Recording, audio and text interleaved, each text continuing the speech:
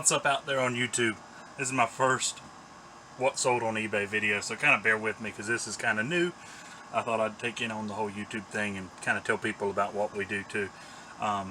We have a little eBay company that we call Double Hutch, me and my wife run. I'm going to go through some of our sold that we sold today, and today is June 11th, 2020. First on the list, we have a lot of Reader's Digest books. These I think we paid somewhere around 10 to 15 cents a piece for, so not a whole lot in, under a buck.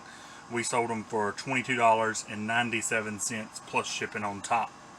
Kind of stole that one from Lonnie, unfortunately. I watch a lot of his videos and a lot of Beard Pickers videos and a bunch of others. Second, we also got a Reband CrossFit Knee Support RX. This came in on a pallet. We have somewhere probably around 10 to 15 cents in it. It sold for $20.45 total. Next on the list, we got some vitamin C. I love selling stuff like this because it's first class. It's very easy to ship.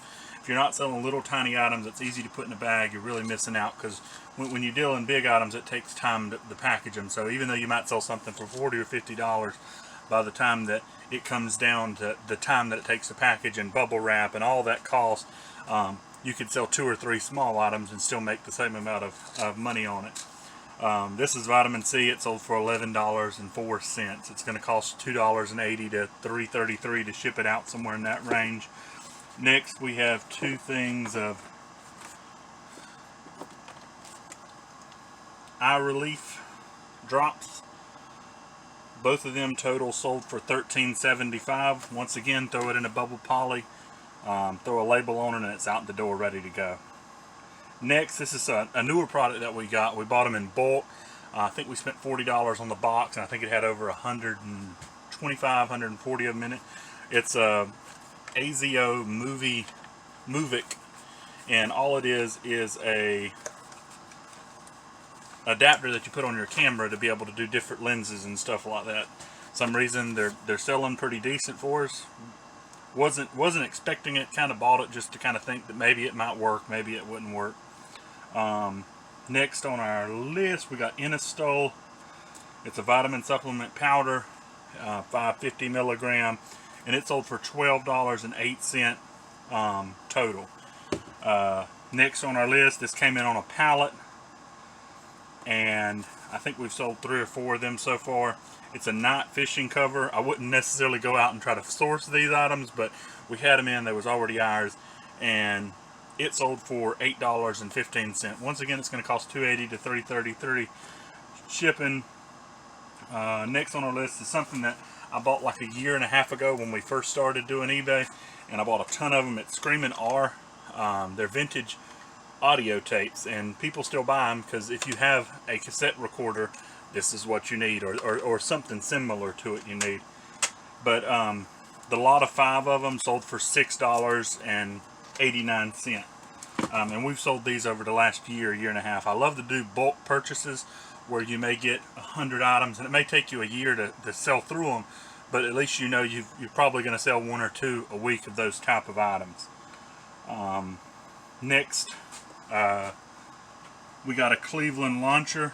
There is good money in golf clubs and drivers, but this one was $38.21.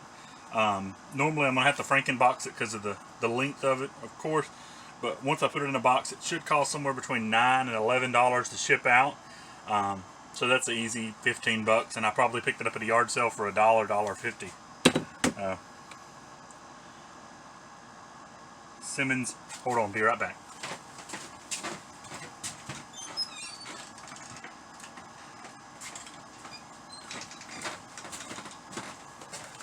We got a Simmons rifle scope. Picked it up on a pallet. Pallet sales, normally we try to pick up pallets that has a lot more items in it, so the cost per item goes down. Now that don't mean that you're going to make a ton per item, but normally whenever you weigh it out, you make a lot more on pallets that has a ton of items in it rather than a pallet that has 6 or 7 items on it. But this is a Simmons rifle scope. We probably got under a buck in it, and it sold for $31.99 plus shipping, total of $44.73. I like to do on my shipping charges. Whenever I add shipping in, I like to be able to cover the charge of shipping. Also like to be able to cover if it needs a box, if it needs bubble wrap, and a little bit of time too, a little bit of labels. You can't make a ton on shipping, but you can normally end up making 50 cents to $1 to help cover expenses on stuff that you need. Next is a golf club cover. We picked it up in South Carolina. Me and my wife, we went yard selling. It's been 6 months ago. I bought a whole box of them, and I think I paid less than $1 a piece for them. It was a huge box of them. This is our last one, and it sold for $18 even. It's going to cost $280 to $333 to ship out. Throw it in a poly, it's out the door. Easy money. Last but not least, well, might be least, I'm not really sure, is a electric mosquito insect bug itching bite relief solution, kids and adult. It's a thing out of I buy from a liquidation store that does stuff that sells stuff that's from the 80s and 90s, and it looks like something that just from the packaging, if you look at it, it don't look something that's out of anywhere in the last 5 years. But it's an anti-itching machine. I tried it out. It works. People buy them. I guess it's something. I don't necessarily would pick it up by itself, but we was able to buy like 30 or 40 of them at a time. So that's a lot of times the way we try to think is, if you would pick up something that's going to be $1 to make $10, I mean, that's definitely good margins. But you also got to take the time of listing it, the time of photoing it, the time of packaging it, and all that weighs into our decision.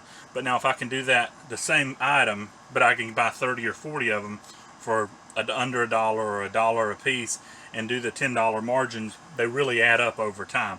And especially when you can get into buying items that maybe have 100, 200 items in it, and you really don't have to make a lot per item to really see the return on investment there. But I really hope you liked the video. It's my very first video, so if you don't, you don't. If you do, hit the thumbs up button, share it. Thank you so much for watching. Y'all have a good day, and this was nerve-wracking but also very fun. Hey, what's up? I forgot we just had a sale come through whenever I was doing labels. This is a 1991 hubcap. I think it goes to Mercury. Can't remember exactly off the listing.